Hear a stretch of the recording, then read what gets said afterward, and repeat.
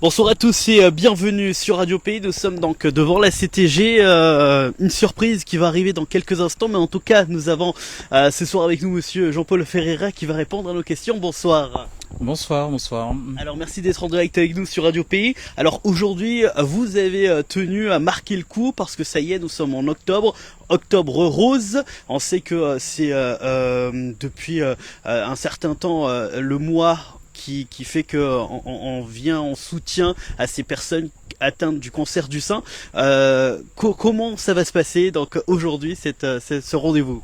Effectivement, on est à la 28e année de cet Octobre Rose partout en France. Et la collectivité territoriale de Guyane a effectivement souhaité marquer le coup, donc pour être non seulement acteur dans la sensibilisation par rapport à la lutte contre ce cancer qui touche, je le rappelle, beaucoup de femmes ici en Guyane. Alors une femme sur 10 quand même.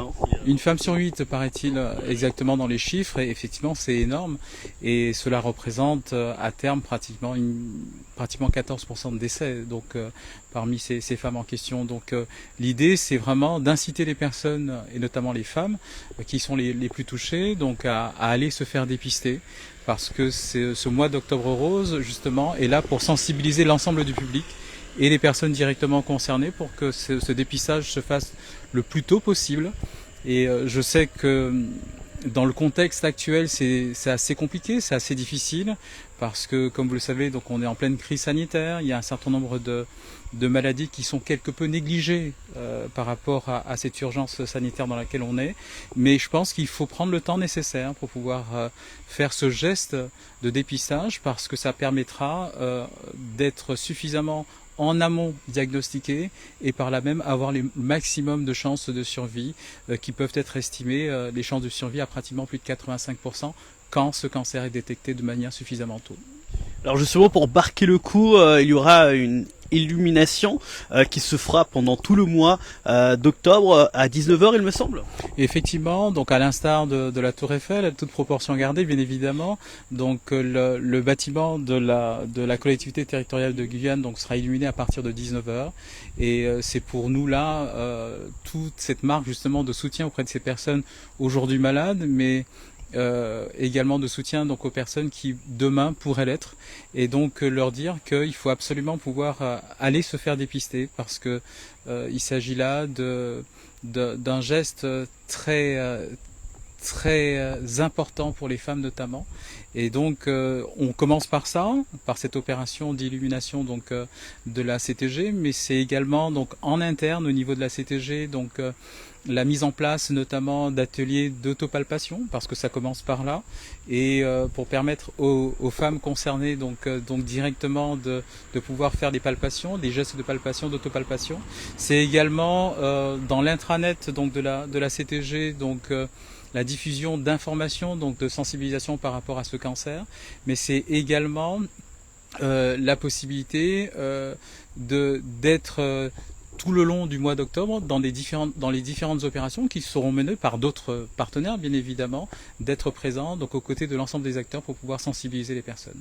Alors justement, ces personnes, pour se mobiliser, ces dames notamment, elles peuvent d'ores et déjà prendre conseil auprès de leur médecin traitant, elles peuvent aller dans un endroit spécifique qui font des dépistages, ou que faire justement? Effectivement, ce mois d'octobre est là pour orienter aussi, informer et orienter les personnes, parce qu'effectivement il y a des centres de dépistage au sein des différents centres hospitaliers, mais ça sera aussi l'occasion, parce que c'est souvent le cas chaque année, la possibilité de manière un peu délocalisée de faire aussi de la sensibilisation, et je pense que toute cette information que l'on divulguera au fur et à mesure du mois d'octobre permettra de sensibiliser au maximum les personnes. On va regarder cette illumination qui va se faire à quelques instants. On est anxieux de voir combien de temps de travail justement pour pouvoir mettre en place cette illumination. C'est pratiquement 2 jours de travaux avec le prestataire qui a été choisi. Et je voudrais aussi pointer du doigt, je dirais, donc la participation quelque part, hein, avec certes beaucoup de modestie, mais en tout cas c'est une participation aussi de la CTG à l'activité économique. Je sais que le monde de l'événementiel est très très touché par la crise sanitaire, et ça permet là d'avoir une prestation directement d'un prestataire local qui permet aujourd'hui d'illuminer la CTG. D'accord. Alors comment on fait? On va faire un petit décompte. On fait comment pour faire durer le suspense, pour pouvoir voir cette illumination dans quelques instants? Effectivement, on va procéder donc au décompte, donc de 10 à 0. On fait quoi? On le fait ensemble? On le fait ensemble directement. On commence 10. Voilà, donc 10, 9, 8, 7, 6, 5, 4, 3, 2, 1, 0. Et 0. Ça doit s'illuminer. Alors, ça... Ah ben voilà. Aïe aïe aïe. Magnifique. Voilà, tout en rose. Pour pouvoir marquer le coup, on rappelle bien sûr, hein, n'oubliez pas, pour vous, mesdames, à partir de quel âge elles peuvent commencer à se faire dépister? Il faut déjà pouvoir le faire à partir de 25 ans, mais effectivement, à un certain âge, aux alentours de 45-50 ans, il faut vraiment pouvoir le faire. Je rappelle, et c'est pas souvent connu, qu'il y a quand même 1% des hommes qui ont aussi le cancer du sein, c'est à rappeler, parce qu'on l'oublie souvent. Et donc, arriver à cet âge un peu médiane, hein, de 40-50 ans, il faut absolument pouvoir faire ces dépistages le plus tôt possible. Parfait. On rappelle donc le dernier point, donc tous les soirs à partir de 19h, combien de temps ça va rester illuminé? C'est toute la nuit normalement, hein, donc jusqu'au lever du jour, jusqu'au lever du jour. Donc normalement chaque soir, on pourra effectivement observer cette illumination. Effectivement, c'est un peu difficile dans ce contexte actuel par rapport au couvre-feu, mais c'est notre contribution en tout cas à ce mois de sensibilisation pour la lutte contre le cancer du sein. Dernière question, des associations avec qui vous avez collaboré notamment pour ce mois d'Octobre Rose? Oui, il y a le comité régional notamment qui lutte depuis plusieurs années contre le cancer, que l'on accompagne et que l'on suit par rapport à ça. Mais c'est également tous les agents hospitaliers, tout le personnel soignant qui gravite autour de ces moments de dépistage.